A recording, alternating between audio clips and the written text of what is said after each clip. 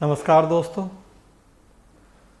आज हम बात करेंगे यूपीएससी यूपीपीसीएस प्रीलिम्स परीक्षा 2020 के ऊपर। जैसा आपको जानकारी है, जो नियमित तौर पे जुड़े हैं हमसे, कि हम अभी एक सीरीज के रूप में छोटे छोटे वीडियोस के माध्यम से बात कर रहे हैं आपसे प्रीलिम्स की परीक्षा पास करने के महत्वपूर्ण टिप्स या सफलता के सूत्र।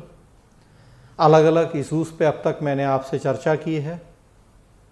आज एक इशू पे और हम बात करेंगे और बस अब 2 दिन का समय हमारे पास शेष बचा है। एक तरह से कहा जाए कि अब अंतिम पड़ाव पे हम लोग हैं तैयारी के।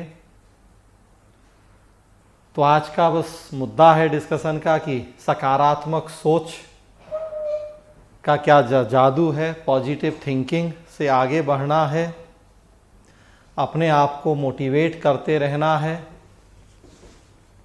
ताकि 2020 की जो प्रीलिम्स की परीक्षा है ये आपके लिए आखिरी परीक्षा हो। पहली तो इसलिए नहीं कह रहा क्योंकि हो सकता कई लोग पहले से भी एग्ज़ाम दे रहे हों, लेकिन आखिरी तो ज़रूर कह सकता हूं कि जो भी इस बार एग्ज़ाम दे रहे हों उनके लिए भगवान करे कि वो आखिरी परीक्षा हो। लेकिन भगवान तभी करेगा जब आप करेंगे, आप में करने की इच्छा होगी। हमेशा से मैं क्लास में कहता हूं कि अगर पहले ही आपने ये सोच के रखा है कि पता नहीं प्री पास होंगे नहीं होंगे क्या होगा, अगर शुरू से ही मन में नकारात्मक विचार हैं तो फिर पास हो रहे होंगे तब भी नहीं होंगे। तो कम से कम सोचें तो अच्छा, सोच तो सकारात्मक रखें। सोचें कि क्यों पास नहीं होंगे, कैसे पास नहीं होंगे। जो पास होते हैं वो कहीं भी हमसे अलग और अनोखे नहीं होते हैं, आपके बीच के ही लोग होते हैं जो प्रीलिम्स पास करते हैं। तो जब आपके बीच के लोग होते हैं तो फिर आप ही क्यों नहीं हो सकते हैं। मान लिया कि 10 लाख लोगों को फॉर्म भरना है, मान लिया कि 5 लाख 6 लाख को परीक्षा में बैठना है,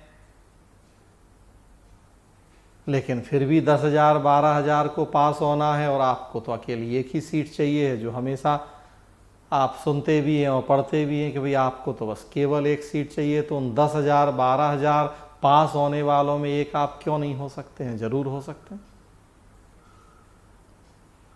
और आज की डेट में जैसा आप जानते हैं कि सबसे बड़ी चुनौती प्रीलिम्स पास करना ही है, स्पेशली हिंदी मीडियम के स्टूडेंट्स के लिए। विशेषकर जब से ये पैटर्न चेंज हुआ है, सीसेट आया है, भले सीसेट क्वालिफाइंग हो गया लेकिन उसके बाद भी आज भी सबसे बड़ी चुनौती प्रीलिम्स की परीक्षा बनी हुई है हिंदी माध्यम के स्टूडेंट्स के लिए। बहुत आलोचनाएं करते हैं, हम आरोप लगाते हैं हिंदी माध्यम के रिजल्ट नहीं है, लेकिन वास्तव में देखें कि वो हिंदी माध्यम के रिजल्ट मेंस और इंटरव्यू में नहीं है और या प्रीलिम्स में ही नहीं है। जो भी यूपीएससी की रिपोर्ट से डेटा हैं आपने भी देखे होंगे, 2018-19 तक के डेटा हैं कि 2019 में ही मुश्किल से 800-900 के आसपास लोग हिंदी माध्यम वाले जिन्होंने मेंस लिखा है, मतलब जो प्रीलिम्स क्वालिफाई हुए। तो बताइए 12,000 15,000 लोगों में अगर 800-900 लोग ही प्रीलिम्स पास होंगे तो नेचुरल सी बात है कि फाइनल रिजल्ट होते होते कितने बचेंगे उसमें सोच के देखें।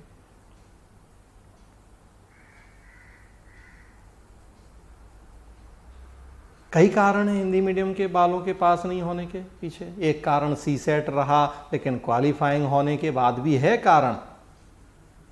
तो अगर आपको इतनी भी इंग्लिश नहीं आती, आप तो इंग्लिश भी की बहुत ज़रूरत नहीं है। 80 में से केवल आपको 27 क्वेश्चन सही करने होते हैं सीसेट पास कर लेने के लिए। 80 में से अगर 27 क्वेश्चन भी, 80 में से 27 क्वेश्चन भी अगर आप सही नहीं कर पा रहे तो फिर तो बड़ी सोचनीय स्थिति है। और उतना कर लिया आपने तो मुझे तो लगता है कि हिंदी माध्यम वालों के लिए केवल जीएस तो ज़्यादा अच्छा है, क्योंकि जीएस के जो सेक्शन है history, geography, polity, science, Hindi medium वाले तो ग्रेजुएशन पोस्ट ग्रेजुएशन में ज़्यादातर वही पढ़ते हैं। हिंदी मीडियम मतलब social science background, BA MA. तो हिस्ट्री, ज्योग्राफी, पॉलिटी, साइंस के लिए तो वैसे भी फ्रेंडली होते हैं। तो सीसेट तो है ही चुनौती कि 27 क्वेश्चन आप नहीं कर पा रहे हैं। लेकिन उससे भी बड़ी और भी कई बातें हैं। एक नेगेटिव मार्किंग पिछले वीडियो में मैंने आपसे चर्चा की, लेकिन मैंने कहा स्मार्टली आप काम करेंगे तो वो भी बहुत बड़ी चुनौती नहीं रह जाएगी। 80 में से 27% सीसेट में भी बहुत बड़ी चुनौती नहीं है अगर आपने ढंग से तैयारी की है तो आखिर अपने ऊपर भरोसा तो रखना होगा आपको। पहले ही अगर मन में ये सोच है कि पता नहीं पास होंगे कि नहीं होंगे, तो फिर तो मैंने कहा हो भी रहे होंगे तो नहीं होंगे, क्योंकि जो सोच होगी उसी के अकॉर्डिंग आपकी बॉडी लैंग्वेज होगी, उसी के अकॉर्डिंग आपका कॉन्फिडेंस लेवल होगा। और नेचुरल सी बात है कि जैसा बॉडी लैंग्वेज और कॉन्फिडेंस लेवल है उसी के अकॉर्डिंग 2 घंटे एग्जाम हॉल में आपका परफॉर्मेंस होगा। तो सारी चीज़ें एक दूसरे से जुड़ी हैं।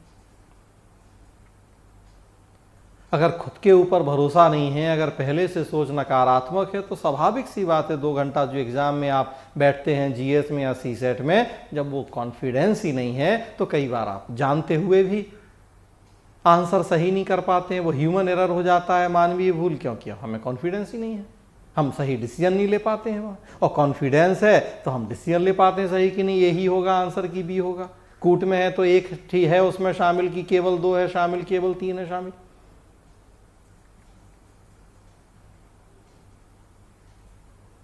तो याद रखें कि सोच बस अब आज से अभी से ये बना लें कि क्यों नहीं होंगे प्री पास, कैसे नहीं होंगे प्री पास, देखते हैं कैसे नहीं होंगे प्री पास।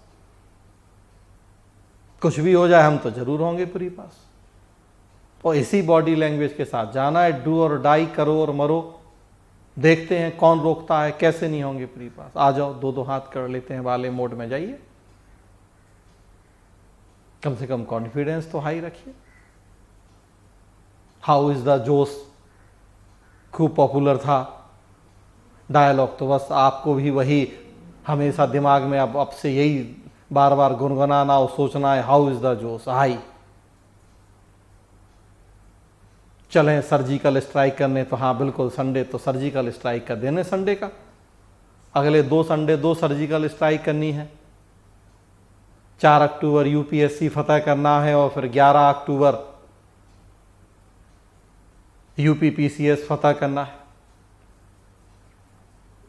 तो अब डरने का समय नहीं है, बहुत पढ़ लिया है, रिवीजन भी कर लिया है, क्वेश्चन प्रैक्टिस भी कर ली है। अब तो बस जो पढ़ा है उसको अब युद्ध भूमि या रणभूमि में अब साकार करना है। अपने ऊपर कॉन्फिडेंस का मैं खुद अपना ही एग्जाम्पल आपसे शेयर करना चाहता हूं। 2 छोटे छोटे से एग्जाम्पल्स।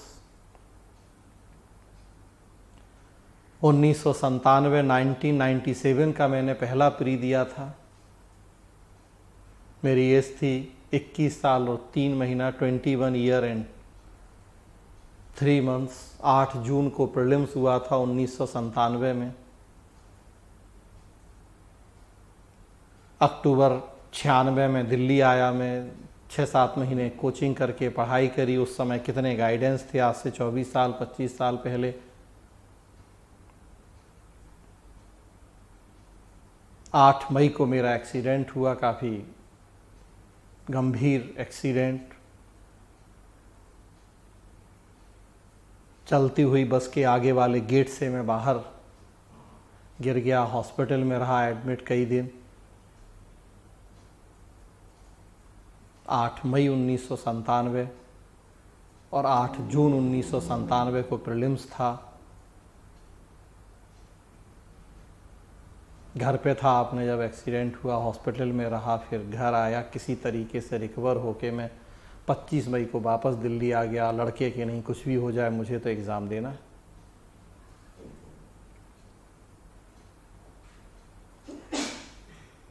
छब्बीस मई से 8-7 जून तक जो भी 10-11 दिन में जितना पढ़ा था पिछले 6-8 महीने में, उसको रात दिन एक करके रिवाइज किया। 16-16 घंटे, 17 घंटे, और 8 जून का प्रीलिम्स पास किया। केवल 7 महीने की पढ़ाई, 8 महीने की पढ़ाई, उसमें भी 1 महीने पहले एग्ज़ाम के इतना गंभीर एक्सीडेंट की।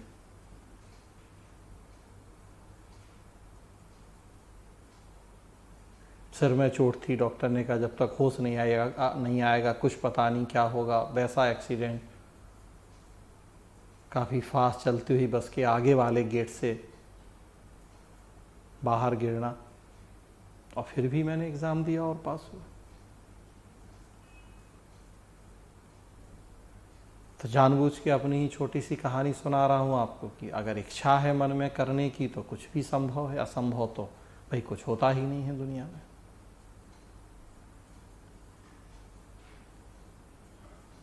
और एक छोटी सी कहानी सुनाओ, भरोसा अपने ऊपर। हिस्ट्री ऑप्शनल था प्रीलिम्स में मेरा, हिंदी मीडियम। मेरे रूम पार्टनर थे दिल्ली में इंग्लिश मीडियम के, महाराष्ट्र के। हिस्ट्री उनका भी ऑप्शनल, लेकिन वो इंग्लिश मीडियम, MBA, मैं सिंपल ग्रेजुएट BA। बाद में फिर मैंने और अपनी पढ़ाई करी, PhD तो अब जाके हुई मेरी। वो उस समय इंग्लिश मीडियम के जो टॉप टीचर थे उनसे पढ़ा करते थे, और मैं हिंदी मीडियम में। उस समय तो बहुत ज़्यादा कोचिंग नहीं थी, गाइडेंस नहीं था, कोई एक नए नए टीचर हिंदी मीडियम में पढ़ाना शुरू किया था हमने, उनसे कोचिंग कर ली दिल्ली आने के बाद। रूम पे जब हम और वो पहुँचे तो वो अपने इंग्लिश मीडियम वाले गुरूर में, घमंड में, MBA, आपके साथ भी होता होगा, कुछ एक दो प्रश्न ऐसे पूछेंगे जिनका जवाब मुझे नहीं आता होगा, इसलिए कि ताकि मेरा कॉन्फिडेंस लूज हो जाए, मेरा मनोबल गिर जाए और मैं भाई उसी में कुड़ता रहूं। और हिस्ट्री जैसा इतना विशाल सिलेबस है, उसमें अगर फैक्चुअल किसी को परेशान करना चाहें तो इतने फैक्ट हैं कि भाई किसी को भी परेशान किया जा सकता है, दो चार ऐसे फैक्ट निकाल के पूछ के कि जो नहीं होगा पता। अनगिनत फैक्ट हिस्ट्री में, एंशिएंट, मिडाइवल, मॉडर्न, इतना की उनकी बस वही आदत थी कि रोज एक दो क्वेश्चन ऐसा, मेरे सर ने तो ये पढ़ाया है, आपके सर ने पढ़ाया कि नहीं पढ़ाया।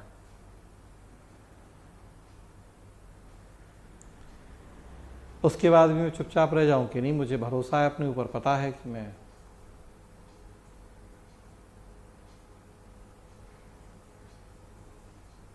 और सच्चाई है कि वो आज तक कभी प्री पास नहीं हुआ और मैं हमेशा प्री पास हुआ।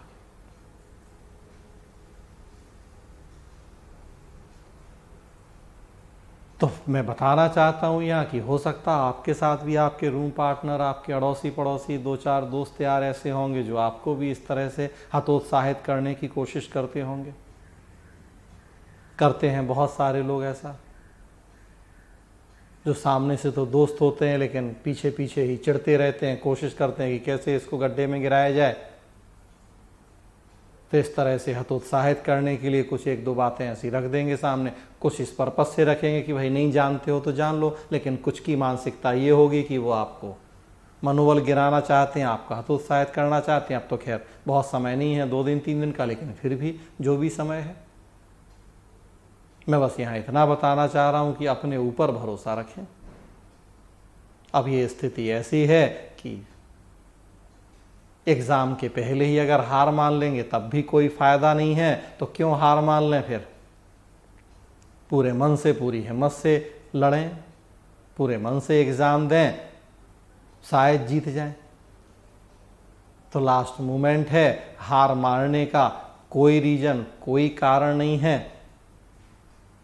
तो 1 दिन, 2 दिन, 3 दिन, जो भी जितना समय है, अभी भी झोंक दें अपने आप को पूरे जी जान से। 2 दिन 3 दिन और जितना कर सकते हैं करें, लेकिन साथ में जितना भी हुआ है अपने ऊपर भरोसा रखें।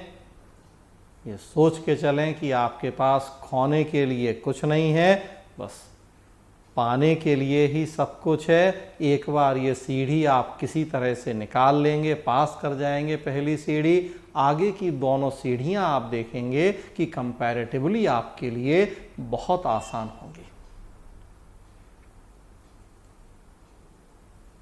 प्रीलिम्स में ही इतना कंपटीशन है कि 5 लाख में 10,000 को पास होना है। रेशियो आप देखें, मेंस में तो 12,000 लोग देंगे, जिसमें से 2,500 पास होंगे, तो रेशियो घट जाएगा। और सबसे बड़ी बात की, उन 12,000 में भी सीरियस आधे ही होंगे मेंस में। बहुत सारे तो ऐसे पास हो जाते हैं प्रीलिम, जिनको जब रिजल्ट आता है तब पता लगता है कि अरे हम प्रीलिम्स पास हो गए। तो इसलिए आप कहीं भी हिम्मत नहीं हारिए, बस एक बार ये पहली सीढ़ी पार कर जाइए। प्री पास हो गए तो उसके बाद तो मैंने कहा कि फिर आईएएस की परीक्षा मेंस और इंटरव्यू फिर तो बहुत कठिन नहीं है। तो इसलिए डू और डाई, जी जान से लग जाएं, जितना भी समय है कहीं भी अपना धैर्य नहीं खोएं, अपना आत्मविश्वास नहीं खोएं, अपने ऊपर भरोसा बनाए रखें। जो सपना देखा है, जो लक्ष्य चुना है, उसको पूरा करने के लिए लग जाएं। और अगर आपने सपना देखा है, लक्ष्य चुना है, तो इसका मतलब कि आप में उस लक्ष्य को पाने की, उस सपने को पूरा करने की क्षमता है, योग्यता है, तभी आपने वो सपना देखा है।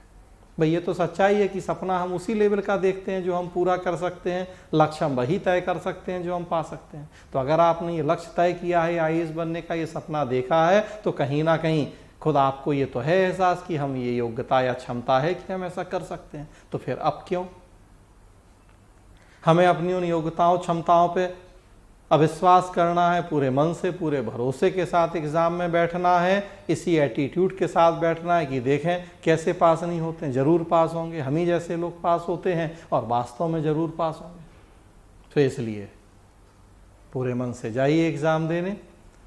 आज यहीं तक। कैसा लगा आपको वीडियो ज़रूर बताइए, अपने फीडबैक शेयर कीजिए। धन्यवाद।